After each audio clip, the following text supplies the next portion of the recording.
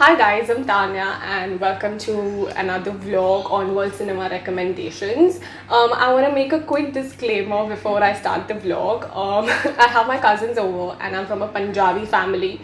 So obviously we are super loud and if you hear anything where they're talking loudly about food or laughing or like just singing or any music, please forgive me. It's just horrifying sometimes. But moving on with the vlog, recently I did a poll on my Instagram where I asked what I should be recommending next. It's been a while since I did World Cinema recommendations and did like a one-on-one vlog with you guys. So I gave in like 3 options where was drama, thriller and romance, and you guys chose drama. So I came up with 5 movies that I curated for you guys from the genre in drama, and they're all great movies. I watched them recently. They did not release in 2020 or 2021, but they're amazing, and yeah, these are my recommendations.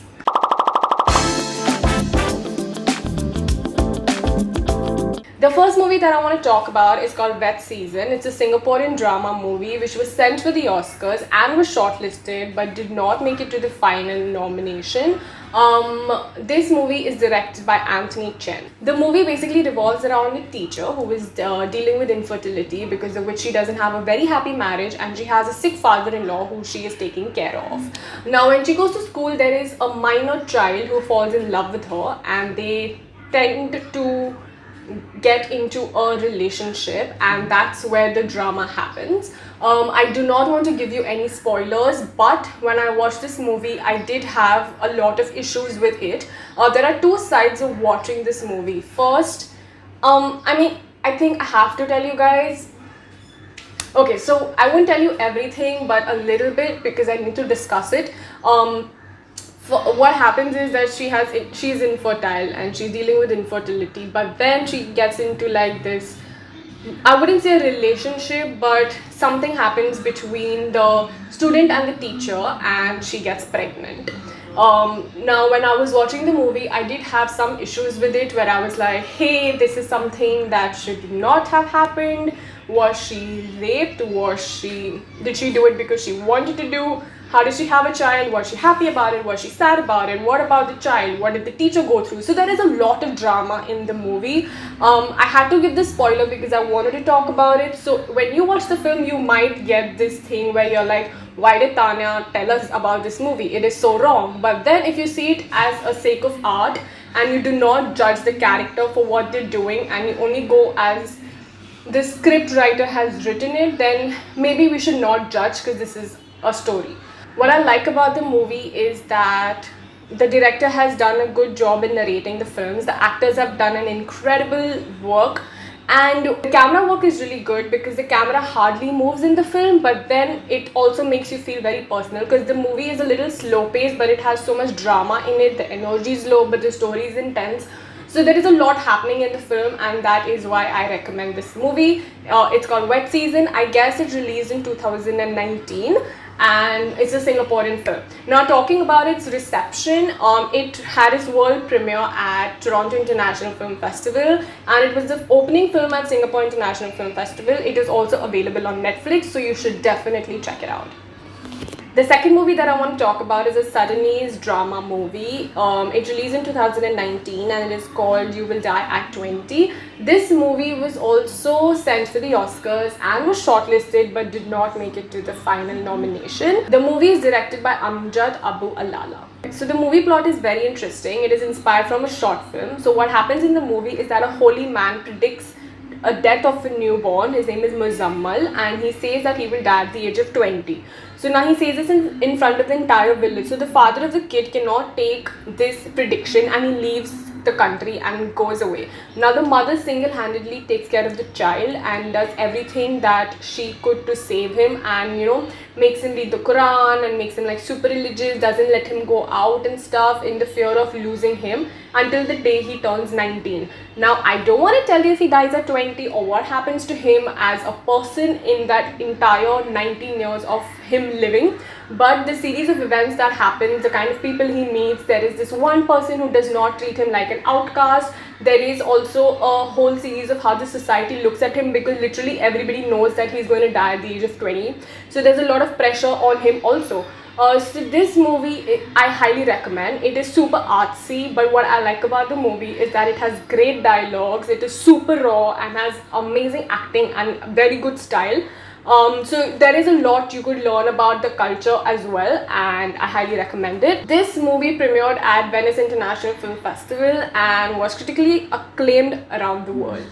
The third movie that I want to talk about, and is probably one of my favorite in the five that I'm talking about in today's vlog, is a Peruvian film called A Song Without a Name. This movie was also sent to the Oscars and was shortlisted but did not make it to the final shortlist. This movie is inspired from true events. This movie is basically about a young woman who has a child and then she gives birth in a hospital. Okay, now this hospital is a fake hospital, and as soon as she gives birth to the child, she doesn't even hold the child, but the hospital takes away the baby and her baby is stolen. So the movie is about how she goes and she tries to get her child back. In that process, she gets into a newspaper where she wants to get this article published and seek for help, where a lonely journalist helps her. So the story is all about that. There's a lot of drama, there's a lot of sadness.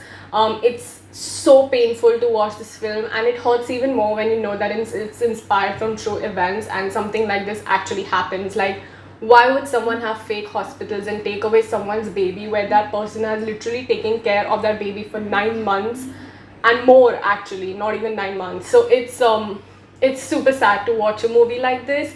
Now the good part about the movie is that the imagery of the film is so good because it's a black and white movie, and if you guys have been following me since a while, you know that I am obsessed with black and white films, and this movie is black and white and one of the most pretty and good black and white films I've seen since a very long time. This movie is directed by a debutante director. Her name is Melina Leon, and what I want to know is how she was capable enough for pulling in such amazing shots and making such a beautiful movie as her first film. When I say that this is one of my favorite in the five that I'm talking about, I really mean it, and I think everybody should watch this film because it's an eye-opener and you will learn so much. The fourth movie that I want to talk about is quite interesting. It's a French movie. The name of the movie is Who You Think I Am. It is about a 50-year-old woman who's pretty, but she's insecure about her boyfriend and herself. So she creates a fake account of a 24-year-old pretty girl, and then she basically wants to check on her boyfriend. Now when she is doing that, it creates a lot of conflict. What I am talking about and what you're thinking right now the movie could be is not that, and that is exactly why I'm recommending this film. When I read about this film, I was like, okay, fine, you know, something will happen, some action will happen with the boyfriend, but that is not what is going to happen. It is insane. The movie has a very sad ending. Everybody has performed super well in the film, and it is very interesting. You don't know what your actions can cause, and that's what the drama is about. It is a movie that I highly recommend, and you will really enjoy watching this film. This is something that you're definitely not going to be expecting. This movie premiered at Berlin Film Festival, and I highly recommend it. The fifth movie that I want to talk about is also one of my favorites from this list. It's an Assamese movie. It's called Aamis. I'm sure most of you guys have watched it already, and I am quite surprised that I haven't spoken about it on my channel. I recently realized that I did not.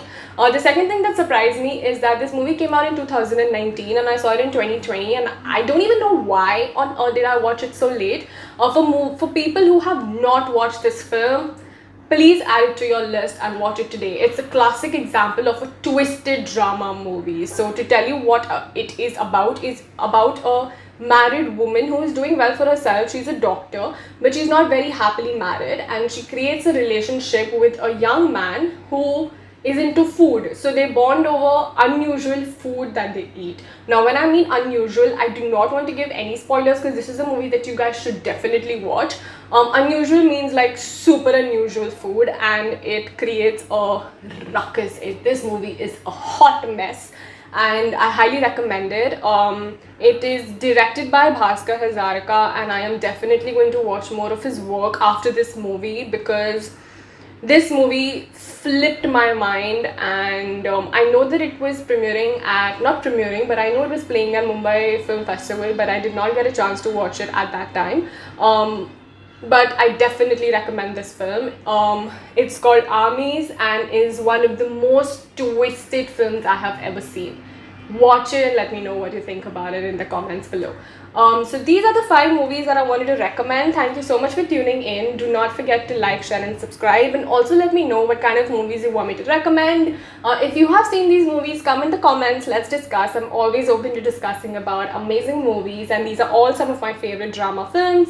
So thank you so much, and I will see you in my next vlog.